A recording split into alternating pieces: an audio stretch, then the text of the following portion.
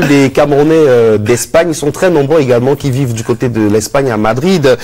Quel est le quotidien de nos compatriotes au niveau de Madrid? La réponse tout de suite avec Lynn René Batangué qui est de retour de Madrid en Espagne. Le meilleur moyen d'obtenir des papiers pour les aventuriers en Europe, c'est soit d'avoir un enfant, soit de faire un mariage de raison. Très peu pour certains qui ont gardé leur fierté. Arrivés pourtant en Europe en bravant la route et la mer. Comme tout jeune qui n'a pas de situation, on peut dire, économique au pays, donc je suis arrivé ici voilà, à pied, à travers les frontières des pays africains et tout ça, et puis enfin je me suis retrouvé en Espagne. Mon mariage n'a pas été conditionné pour des raisons de papier. Moi, j'ai épousé ma femme, ça fait 10 ans aujourd'hui. Et parce que je recherchais spécialement, voilà, une Camerounaise, compte tenu du fait que je sais pertinemment que tôt ou tard, voilà, des raisons, soit de retour au Bécaye, peuvent se poser. Alors je me suis dit que je voudrais mieux épouser une sœur avec laquelle, si jamais on décide de rentrer, nous rentrerons dans le même pays. Et si pour lui, il fallait penser à rentrer au pays avec une Camerounaise, son dévolu a été jeté sur cette belle étudiante, aujourd'hui sa tendre moitié. Mais elle lui en aura fait voir des vertes et des pas mûres. Lors d'une soirée, je crois que c'était même ma toute première soirée ici, on me l'a présenté. C'est comme ça qu'il y a eu le premier contact. Après, je suis rentrée, on se voyait maintenant quand il amenait les artistes pour ses événements à Saragossa, parce qu'il a aussi fait souvent des événements à Saragossa. Et on se croisait. Chaque fois qu'on se croisait, il me glissait un mot, mais sans plus. Il faut préciser que l'artiste m'a donné beaucoup de faux rendez-vous, les faux numéros. Et entre-temps, chacun faisait sa vie. Voilà. Comme vous avez suivi, j'ai donné des faux rendez-vous, j'ai donné des faux numéros, chacun faisait sa vie. Et un jour, comme ça, au cours d'une soirée en 2008, je l'ai contacté. Je ne savais pas que c'était lui. Je l'ai contacté pour une soirée et pour réserver des places pour passer le 31 décembre. Alors quand je le rencontre, il me réserve la place et tout. Et puis quand il arrive, je me rends compte que c'est lui. Et c'est comme ça qu'il reprend. Mais là, il a déjà le bon contact. C'est comme ça qu'il reprend sa drague assidue. Et c'était en 2009 et en 2010, on était déjà en train de se marier. Être en couple dans un pays étranger, loin de la famille, c'est pas toujours rose. Même s'il y a ses avantages aussi à la situation. C'est vrai que le quotidien n'est pas facile dans le sens où ici on est à l'étranger, on est à une aventure quotidienne.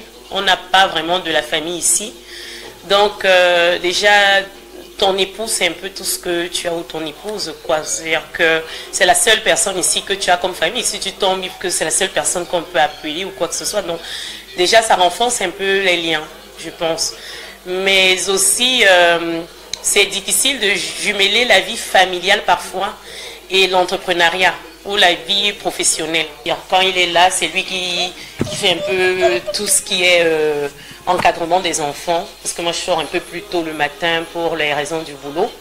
Donc c'est lui qui s'en occupe, qui dépose à l'école, qui récupère, qui suit les devoirs, qui avait nos activités, peut-être de sport ou quoi que ce soit. C'est pour ça que je dis que la vie sur le continent ici est totalement différente.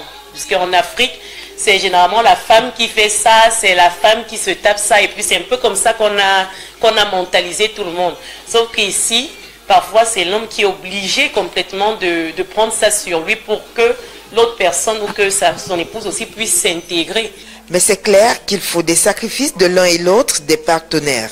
Cadre, par exemple, j'ai dû un peu sacrifier beaucoup de moments d'années à la maison pour pouvoir faire les enfants, étudier, parce que j'ai repris pour étudier comme technicienne radiologue.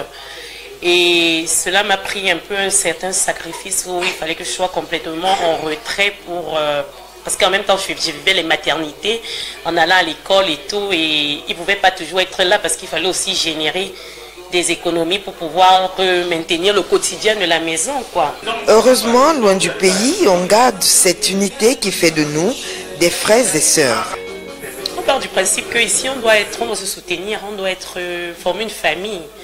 Et vraiment, dans la mesure des moyens, aussi bien au sein des associations. Moi, je suis par exemple dans l'association du D de Madrid, je suis la secrétaire. Aussi bien au niveau des associations, même on essaye de former une famille et de se soutenir. C'est-à-dire, on se dit, ça c'est ma nouvelle famille, si j'ai un problème, ils sont présents. Si je n'arrive pas ou j'ai besoin d'une information, ils peuvent m'aider. Si peut-être j'ai un souci avec les enfants, ils peuvent me les garder pour que j'aille faire peut-être une course et tout. Donc, vraiment, je peux dire qu'il y a quand même cet esprit convivial là, ce bon vivre. Et tant pis si on a un mari sur le plan culinaire, exigeant sur les bords. On multiplie simplement d'astuces pour le satisfaire. Au niveau de l'art culinaire, bon, ce n'est pas toujours évident. Vous savez, on est à l'étranger et l'Espagne n'est pas encore comme la France où les provisions arrivent tous les jours, où il y a une forte communauté camerounaise. Ici, il y a une communauté nigériane qui vend certains produits tels que peut-être l'igname, parfois un peu de poisson fumé, mais c'est pas pareil. Ils vont vendre aussi peut-être le ndolé, mais ce n'est vraiment pas toujours pareil. Il y a ils vendent aussi, oui, du gombo. Bon, l'avantage qu'on a quand même, c'est que l'Espagne est très en rapport avec l'Amérique latine. Ça fait que beaucoup de nos produits qu'on retrouve ici viennent d'Amérique latine, tels que le gombo, le plantain, tout ça vient d'Amérique latine, les patates, tout ça vient d'Amérique latine, le taro même on en trouve, et ça vient d'Amérique latine. C'est vrai que ça coûte le prix que ça coûte. Ça permet en tout cas de ne pas remarquer ces regards curieux et parfois hostiles dans la rue qui rendent très souvent l'intégration difficile dans les pays étrangers. Avec le temps, on finit bien par se sentir à l'aise ailleurs comme chez soi.